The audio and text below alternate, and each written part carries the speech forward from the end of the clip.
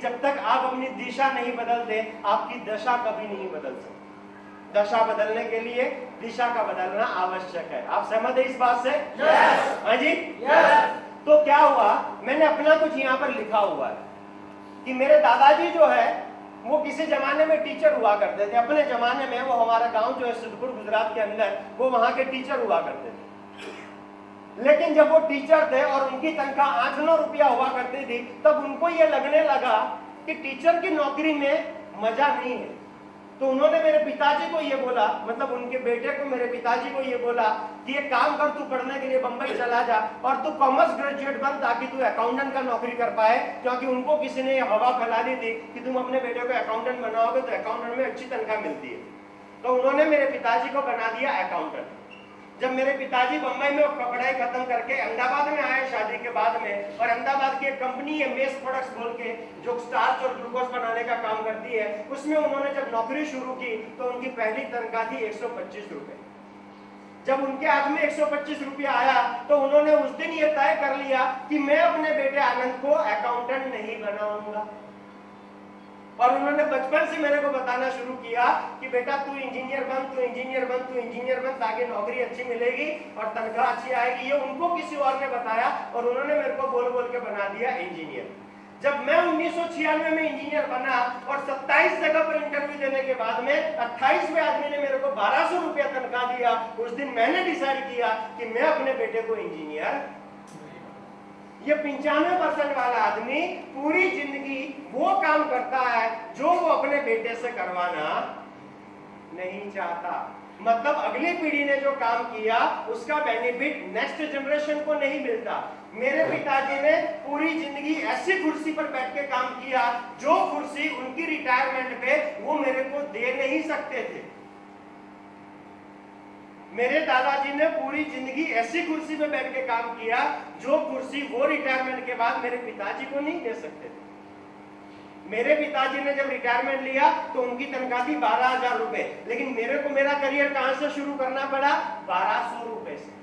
मुझे 12,000 रुपए से शुरू करने का मौका नहीं था। मेरा कहने का मतलब इतना ही है कि जब हम अकेले काम करते हैं तो हम ऐसा काम करते हैं कि जहां हमारे काम का बेनिफिट हमारे बच्चों को क्या मिलता है कि वो बड़े होते हैं, पढ़ते हैं, लिखते हैं, कपड़े पहनते हैं, त्योहार मनाते हैं, लेकिन बड़ा होने के बाद वो क्या करते हैं, जब 21 साल की उम्र में उनकी पढ़ाई खत्म हो जाती है तो वो अपनी डिग्री लेकर के सबसे पहले ढूंढता है एक कंप्यूटर जॉब वर्क करने वाला इंस्टीट्यूट, जहां पर जाकर के वो बोलता है मुझे अपना बायोडाटा प्रिंट कराना है।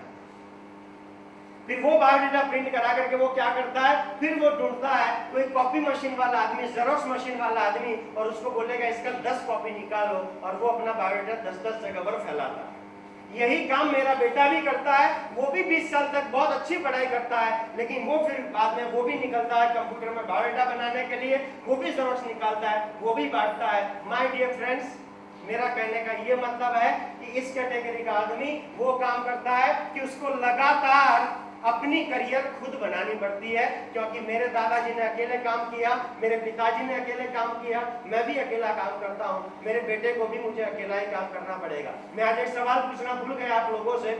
अगर मैंने कल का मैं प्रोग्राम के बारे में बताऊं, मैंने करीब 5 लोगों से पूरे हॉल में पूछा था कि आप अपने बेटे को क्या बनाना चाहते हैं। मैंने पहले ये पूछा कि आप क्या करते हैं, तो किसी ने बोला सर मैं अकाउंटेंट हूँ, किसी ने बोला सर मैं एमआर हूँ। फिर मैंने जब उनसे ये सवाल किया कि आप अपने बेटे को क्या बनाना चाहते हैं, तो वो बोलते हैं डॉक्टर, किसी ने बोला इंजीनियर।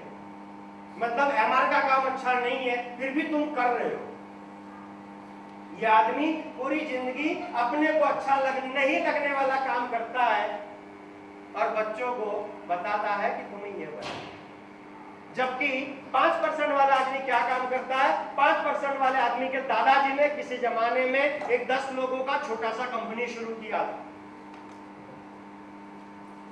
फिर जैसे जैसे उसका कंपनी ग्रो किया, 10 से 15 हुआ, 15 से 25 हुआ, 25 से 50 हुआ, तब तक उसका बेटा बड़ा हो चुका था। कॉलेज में पढ़ाई करते करते उसने अपने बाप के साथ में बैठना शुरू किया और धंधे को समझ लिए। ये अपने बच्चों को टेंशन नहीं देते, पढ़ाते दोनों अपने बच्चों को है, लेकिन 95% वाला अपने बच्चों को क्या बोल के पढ़ाता है? पढ़, नहीं तो अच्छी नौकरी नहीं मिलेगी।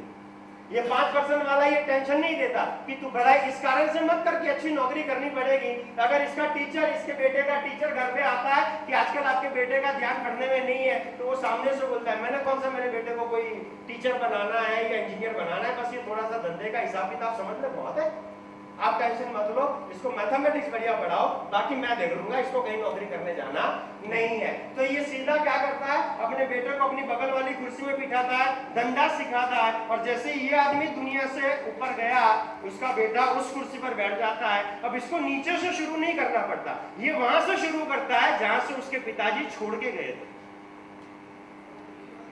फिर ये 50 लोगों की कंपनी को 500 का बनाता है, 500 पे जब ये टपकता है तो उसका बेटा 500 की जगह से शुरू करता है, वो 5000 का करता है। जब 5000 पे ये निकल जाता है तो उसका बेटा 5000 से शुरू करता है और वो 50000 तक पहुंचता है। हमारे सामने रिलायंस ग्रुप है इस बात का एग्जाम्पल। आपको लगता है कि आज की डेट में मुकेश अंबानी और अनिल अंबानी अपने बेटे को ये बोलते होंगे कि बेटा तुम्हें पढ़ाई करनी है ताकि अभी अगले महीने ना सरकारी नौकरी की वैकेंसी आने वाली है, तुम्हें उसमें रिटर्न टेस्ट देना होगा, तुम्हें इंजीनियर बनना है, तुम्हें अच्छे मेरिट लेना है, बोलते होंगे क्या वो?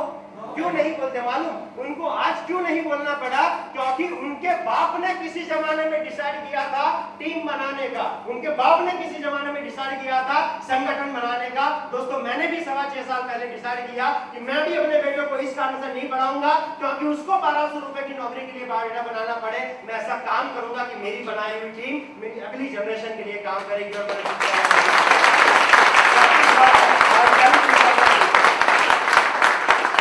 टीम बनाने का काम है। अगर आपके पास में मैं कहता हूं कि धीरूभाई अंबानी की तरह पब्लिक इश्यू लॉन्च करने का आपके पास में कोई अपॉर्चुनिटी हो कि आप पब्लिक से पैसा लगा करके कलेक्ट करके 100 करोड़ का कंपनी बना सकते हो, अगर आपके पास में ऐसी कोई पुश्तैनी जायदाद है कि जहां पर आप करोड़ 2 करोड़ रुपया लगा करके कोई कंपनी शुरू कर सकते हो, तो आपको सिक्योर लाइफ बिजनेस करने की कोई आवश्यकता नहीं है। अगर आपके पास में पैसा लगा करके टीम बनाने का कोई ऑप्शन हो तो आप सिक्योर लाइफ मत करो। लेकिन अगर मेरे पास में पैसा भी नहीं है और मेरी समझ में आता है कि टीम बनाने से ही जीवन में अमीर बना जा सकता है, तो हमारे पास में एक ही रास्ता है, वो है नेटवर्क मार्केटिंग इंडस्ट्री। ये इंडस्ट्री कौन सी इंडस्ट्री है? ये इंडस्ट्री उन 95% लोगों को बिना पैसे लगाए 5% में आने का मौका देती है।